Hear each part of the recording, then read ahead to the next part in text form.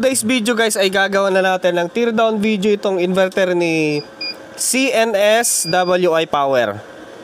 Kung sulit ba yung pinabili natin dito, kung hindi ba nasayang. So para sa mga interested na bumili ng ganito at yung price, mag-inquire na lang po kayo sa kanilang website. At yung link ng product na to nasa description box or nasa top comment section, nandun lahat.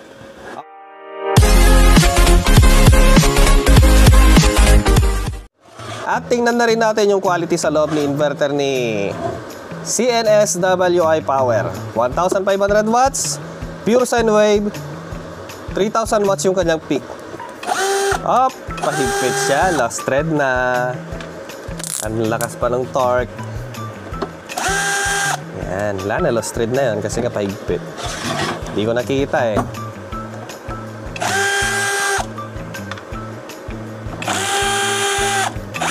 Okay, so ito yung loob niya guys. Para sa mga gustong bumili, mag-inquire na lang po kayo sa kanilang website. Yan. Available sa kanila ang 12 volt, 24 volt at 48 volt. Oops. Ayan yung display niya. So tanggalin natin para lahat ay makita natin. Nakadikit siya kasi. Ayun o. Hindi siya basta mabubunot kasi nga tanggalin natin yung pandikit para matanggal natin. Para sa inyo, tatanggalin natin. Ayun. Kabilaan, ano ba yan? Kabilaan yung kanyang pandikit. So hindi siya matatanggal. Ganyan na lang, parang buntot. Or dito natin tatanggalin.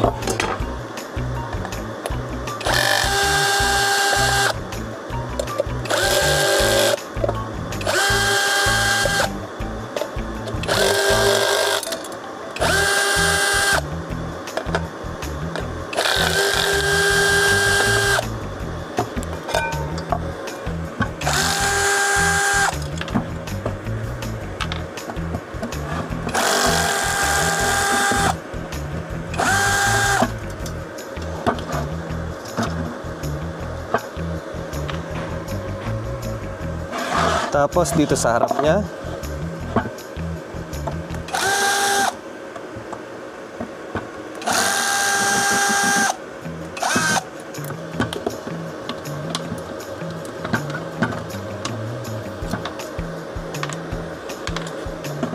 Saka na natin explain lahat. Tanggalin muna natin lahat.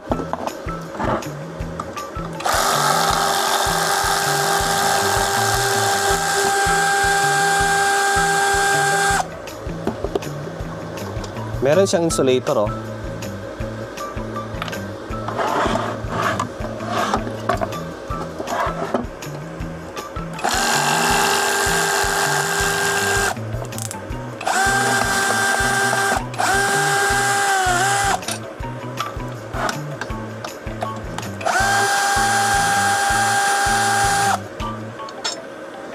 Okay, so slide lang natin para matanggal, you know.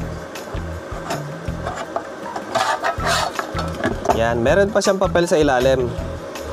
So, try nating tanggalin yung kanyang display. Yung display nga pala guys ay LCD siya.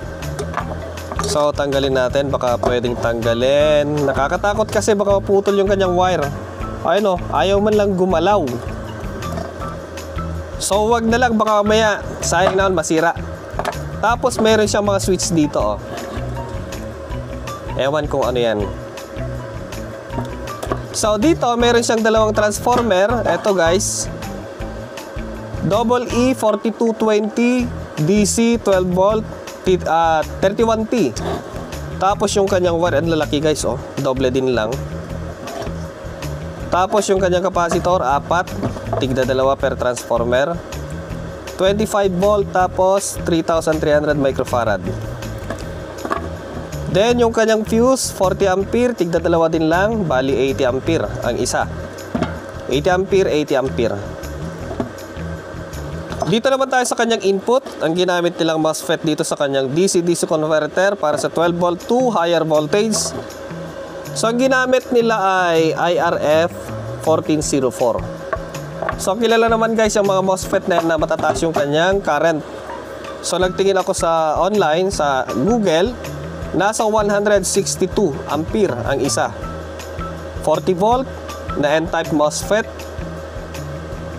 So kung sakasakali na masira yan, pwede yung 3205. So tiga-apat yung ginamit nila.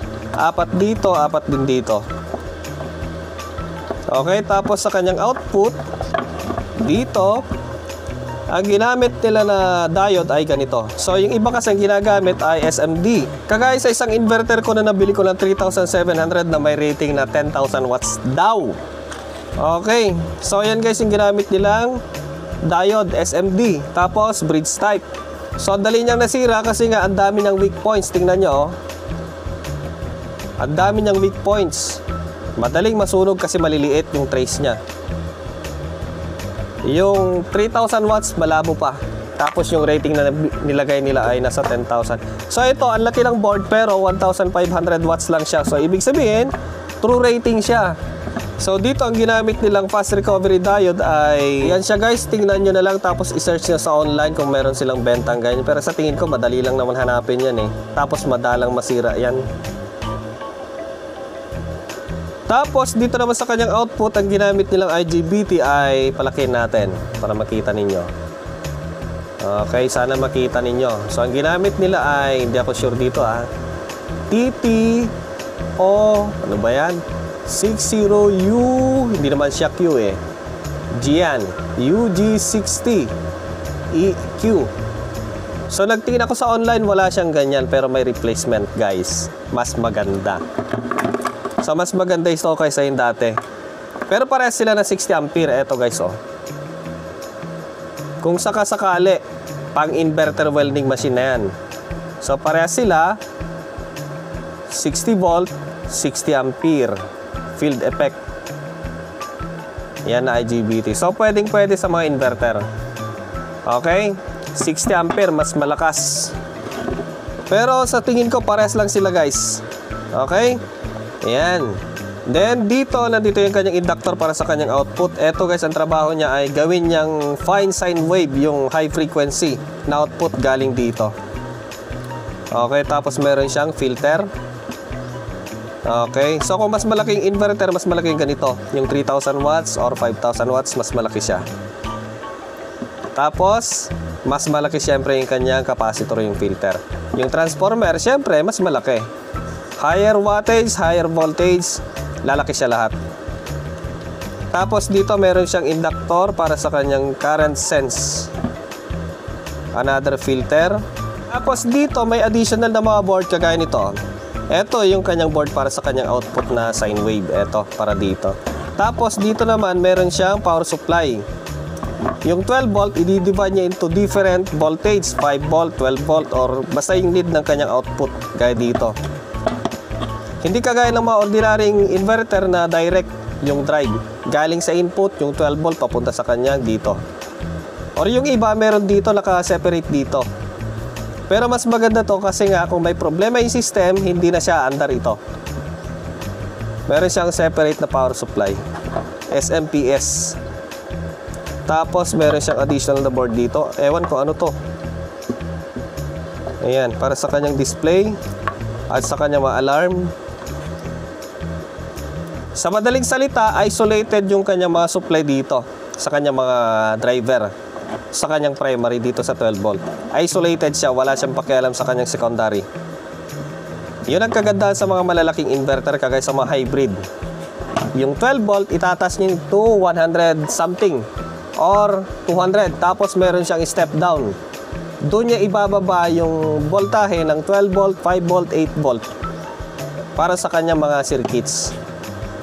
Maliban lang yung kanyang DC-DC converter para sa kanyang output.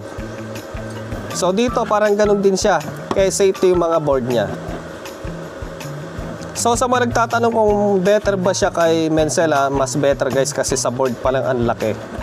Si Mencela maliit lang siya, payat. Tapos yung ginamit nilang mga diode dito, kay Mencela talagang maliliit, SMD lahat. Ito hindi, malalaki. Tapos nakadikit sa heatsink. Yung iba kagaya dito oh. Dito kasi yung init ng diode napupunta dito. Yan oh. Yun ang problema, kaya sa tingin ko doon ang prone ng sira. So dito nakadikit sa heatsink. Yun ang maganda dito. Tapos yung kanyang output, Nakaparallel lamang yung mas maliit. Ito, yung universal, tapos yung kanyang high current. Mas malaki. 14 tapos 12. 14, 12 para sa kanyang high current. Tapos meron siyang current sensor. Tapos dito may mga additional para sa kanyang remote, sa kanyang switch.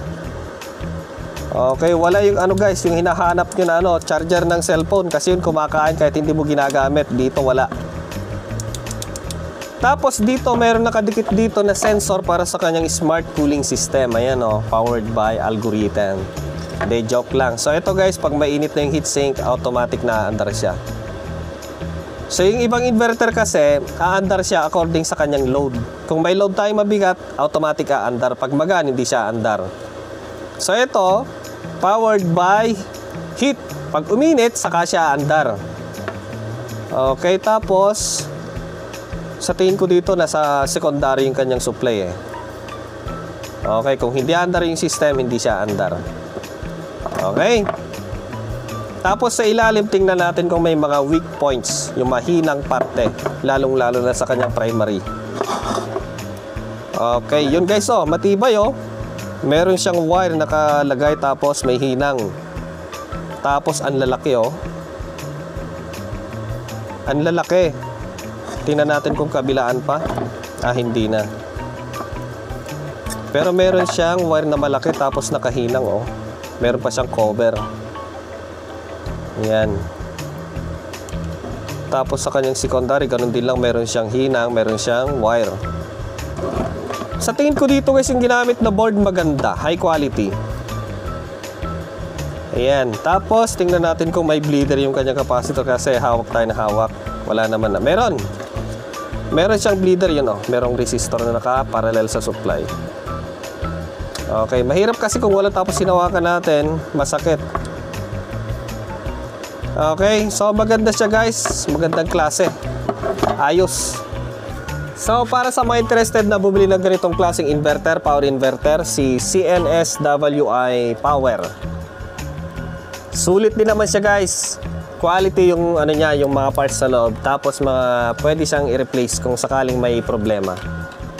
Ayan o. Compare natin sa isa. Eto, tinanggalan ko na kasi nasira na naman eh. Ayan, sa likod. Boom! Mas maganda yung quality yung ginamit dito sa kanyang board, sa kanyang mga parts. Hindi siya overrated, kumbaga. Dito overrated. Ayan. Yan o. Mas maayos. Medyo maayos na kasi natanggalan ng gamit. Pumutok-putok na kasi. Dito maayos siya. Tapos dito, yung heatsink dito, yung mga transistor nakadikit sa ano, chassis. Wala siyang heatsink na ganyan, oh. Di ba? So para sa akin, sulit din naman guys yung perang pambili dito. Maganda.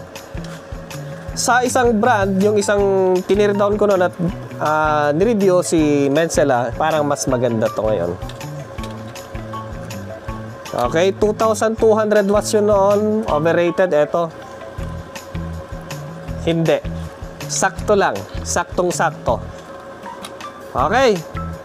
So, para sa mga interested, nasa description box, tapos nasa comment section. Mag-inquire na lang kayo sa kanyang price. Okay, maraming salamat. Next time ulit. Subukan natin ilagay dito kung pwede. Tapos, synchronize na lang natin. Okay, paalam muna. Bye-bye.